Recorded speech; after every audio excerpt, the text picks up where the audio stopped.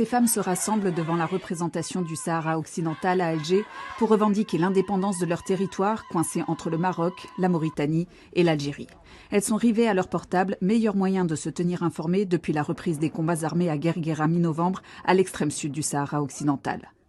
Une guerre avec très peu d'images. Celles-ci nous ont été fournies par des indépendantistes du Front Polisario. De plus en plus de jeunes Sahraouis rejoignent le front. Malgré la distance, Maïmouna est en contact avec ses proches engagés dans les combats. Il n'y a pas une femme sahraoui dans le monde qui n'ait pas un fils ou un frère envoyé en première ligne dans cette guerre. Moi qui vous parle, mon neveu universitaire se trouve sur le front, aux avant-postes. Au sein de leur représentation à Alger, les responsables sahraouis multiplient les rencontres avec les médias pour défendre leur cause. L'Algérie a toujours soutenu l'indépendance du Sahara occidental et les militants du Front Polisario.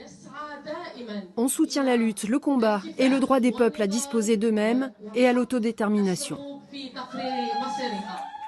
Une paix relative régnait au Sahara occidental depuis les accords de cessez-le-feu signés avec le Maroc il y a 30 ans.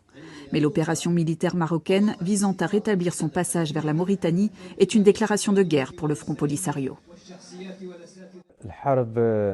Nous sommes en guerre parce que le régime marocain et les forces d'occupation ont décidé de fouler aux pieds le cessez-le-feu à Guerguerat.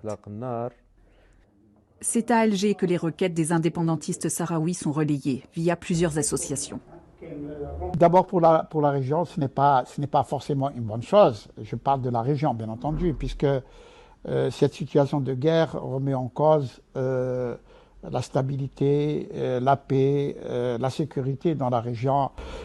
Sur le terrain, les armes ne sont pas près de se taire. D'autant que le Maroc mène aussi une vaste offensive diplomatique.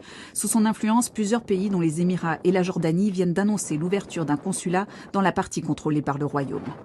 Les indépendantistes, eux, sont déterminés à mener la lutte jusqu'à l'organisation du référendum d'autodétermination qu'ils attendent depuis près de 30 ans.